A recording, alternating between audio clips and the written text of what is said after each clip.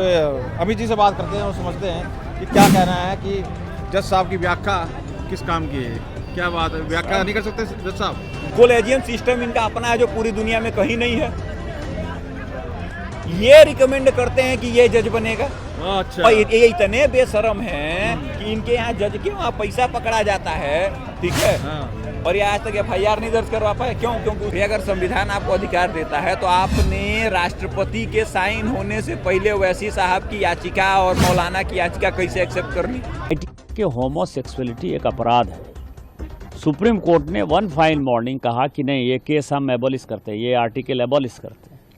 इनके द्वारा किए गए संविधान के फैसले को राजीव गांधी जी ने साहबानों के केस को पलट दिया। बोलता ना, संशोधन कर सकते हैं। वो इंदिरा गांधी के बयान चल रहे हैं, किस तरीके इंदिरा गांधी ने बोला है कि अगर मतलब कोर्ट ही सब कर लेगा तो फिर पार्लियामेंट की जरूरत क्या है। नमस्कार दोस्तों, तो हमारे साथ जुड़ गए अमित जी और मुद्दा वही है जो निशिकांत द्विवेदी। आर्टिकल 368 कहता है कि इस देश के संविधान को, पार्लियामेंट को सभी कानून बनाने का अधिकार है। कानून की व्याख्या करने का अधिकार सुप्रीम कोर्ट का है। वो कह रहा है कि 3 महीने में जो है राष्ट्रपति बता दें कि क्या करना है, 3 महीने में गवर्नर बता दें कि क्या करना है। तो निशिकांत दुबे के ऊपर, बयान के ऊपर जो बवाल मचा हुआ है, उसको कहीं ना कहीं किसी न किसी तरीके से जो सड़क पर लोग या सोशल मीडिया पे सही ठहराते दिखाई दे रहे हैं।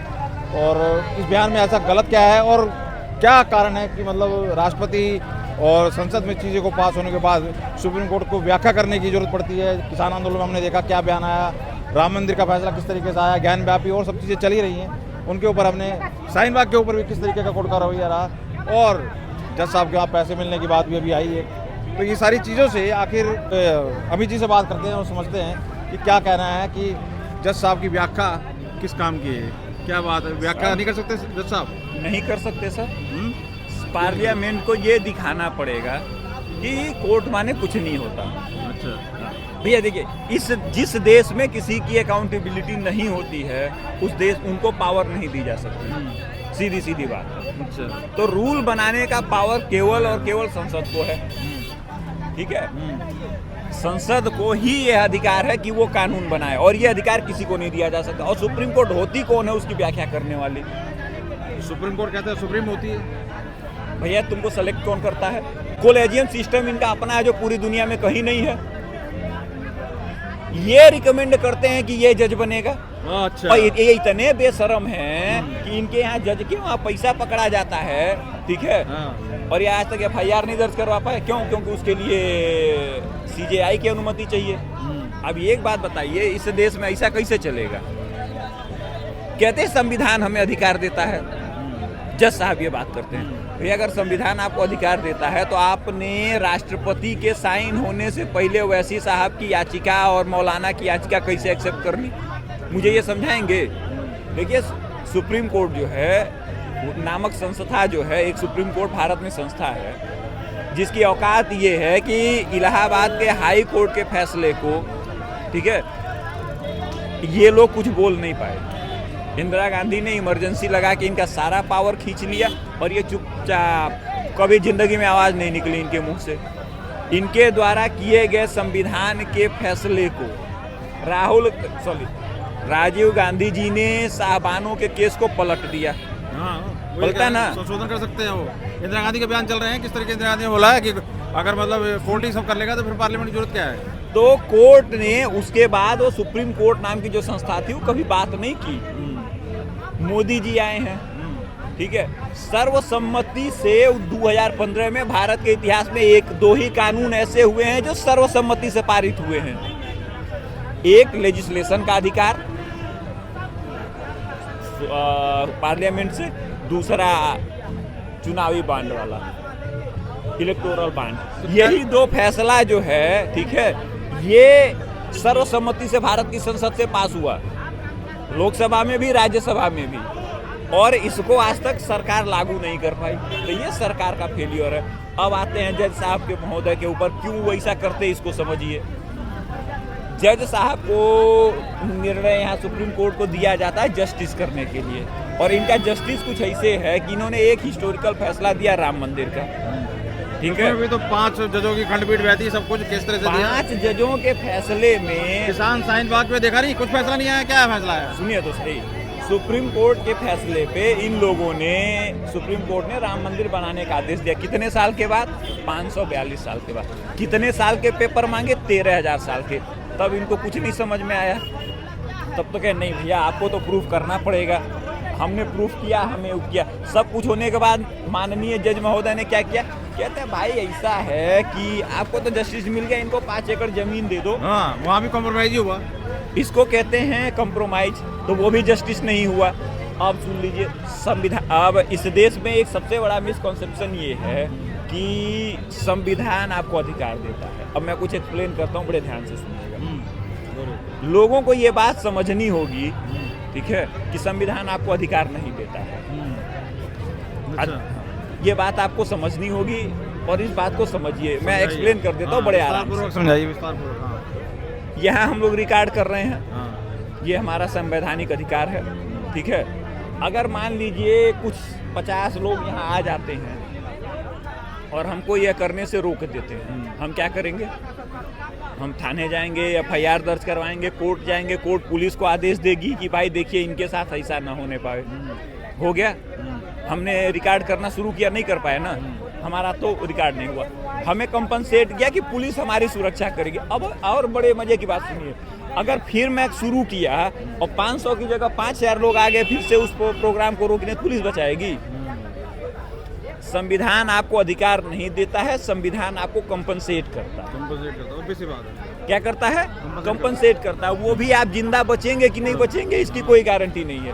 अब आपको मुर्शिदाबाद याद दिला देता हूँ। कहते हैं कि देश संविधान से चलेगा, देश संविधान से चलेगा। पत्रकार, नेता, जितने लोग हैं सब कहते हैं देश संविधान से चलेगा। तो जिन लोगों के घर का पलायन हुआ है उन लोगों को एक संविधान ले लेना चाहिए था। 200, 300, 500, 50 रुपये मिल जाता। 5,000 लोग आ रहे थे, उनको लेके खड़े हो जाते, साहब देखो ये बाबा साहब भीमराव अम्बेडकर का दिया हुआ संविधान है, ये जैसे राहुल गांधी खड़े थे, जैसे राहुल गांधी खड़े थे, ये संविधान है, ये हमारी रक्षा करेगा।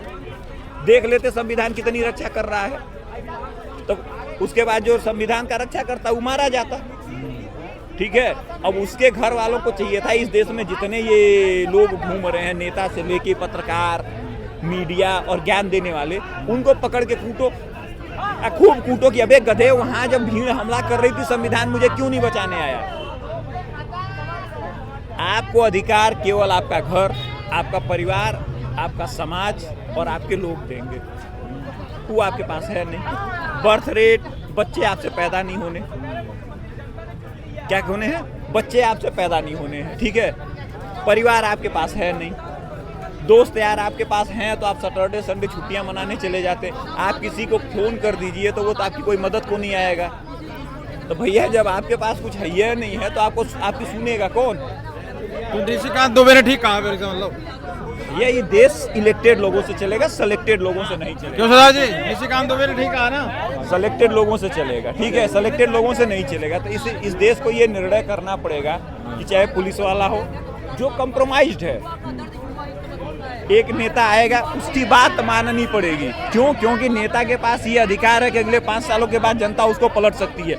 या जज महोदय को इतना अधिकार है, IAS अधिकारियों को, तो एक ट्रेन बिठाइए ना कि हर 5 साल के बाद इनको भी एग्जाम। एक बात अगर मैं मतलब समझूं, अगर एक बात उनकी ये भी कही गई कि जो भी मतलब मोटा मोटी, एग्जैक्ट लाइन नहीं बता रहा मैं, लेकिन मोटा मोटी जो समस्या है देश के अंदर उसके लिए भी कोर्ट ही जिम्मेदार है।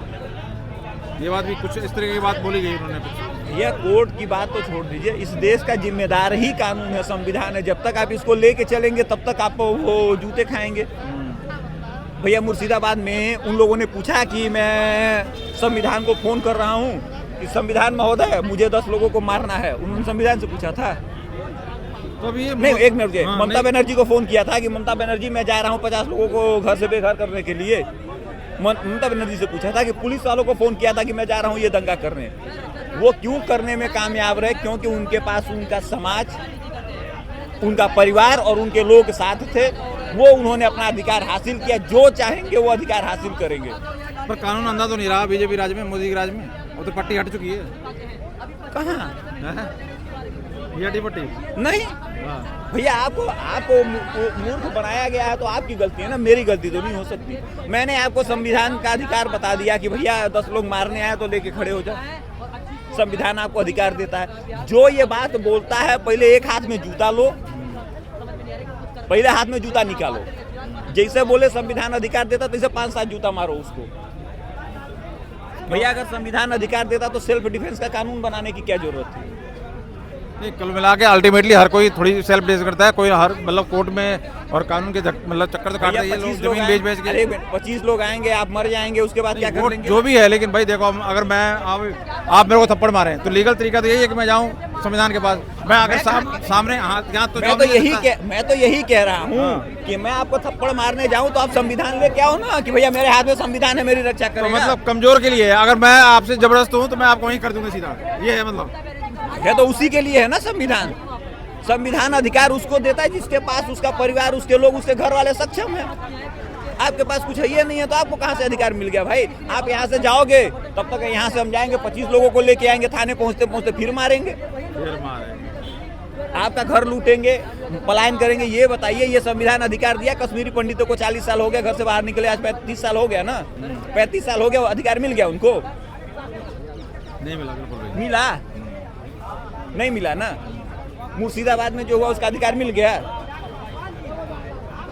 मतलब गजब की बात चल रही है हमारे देश में। इतना मतलब हम लोग इतने जाहिल बन चुके हैं कि हमें हकीकत सामने दिख रही होती है, लेकिन हमें लगता है नहीं, ये तो ऐसा नहीं होता, हमें तो संविधान अधिकार देता है। तो भैया लो ना अधिकार, ऐसे ही संविधान अधिकार देता है। जज साहब, सुप्रीम कोर्ट नाम की संस्था जो है, कानून पास होने से पहले पटिशन एक्सेप्ट कर लेती है। क्यों? क्योंकि वो लोग सेकुलर नहीं है। जज साहब ने एक बात कही है कि हम किसी धर्म को नहीं मानते। बोला है ना, हम इंडिविजुअल लोग हैं, हमें देश की चिंता है। उनको देश की चिंता नहीं है, उनको अपनी चिंता है। क्यों? तो ना जवाब आया सोशल मीडिया में, तो फिर क्यों ईद की छुट्टी, तो ये छुट्टी वो छुट्टी किस लिए फिर धर्म को नहीं मानते? नहीं, वो जिम्मेदार लोग हैं। और वो तीसरा तलवार का तो कह रहे हैं कि वो छुट्टी वाले दिन, अरे सोशल मीडिया पे चल रहा है भाई साहब। अरे भाई सुन लीजिए, वो जिम्मेदार लोग हैं। क्या है जिम्मेदार लोग? जिम्मेदार वो होता है जो समझदार होता है। अच्छा, इसीलिए वो संविधान की व्याख्या करते हैं कि तुम इसको उसके जाल में पड़े रहो। उनको पता है कि अभी हम जैसे कुछ करेंगे तो 5,000 10,000 की भीड़ आएगी। हम जहाँ रहते हैं 20,000 की भीड़ आएगी। न पुलिस काम आएगी, न मिलिट्री काम आएगी, न प्रशासन काम आएगा, न संविधान काम आएगा। कोई काम नहीं आएगा। हमको 6 इंच छोटा करके चला जाएगा। तो जो समझदार है उसको पता है कि संविधान अधिकार नहीं देता है, अधिकार लेना पड़ता है। और अधिकार लेने के लिए आपको पावर चाहिए, जो हमारे पास है नहीं। जिसके पास पावर है वो अधिकार ले रहा है। एक श्रीनगर में जो घरों से लोग भगाए गए थे, उस पे कौन लोग रह रहे हैं? कौन लोग रह रहे हैं समझाइए मुझे। नागपुर में जो दंगा हुआ, वही रह रहे हैं जो कि माइनॉरिटी में है, जिनको वक्फ बोर्ड की चिंता है। और कौन रह रहे हैं? उनका तो बहुत बढ़िया नियम है।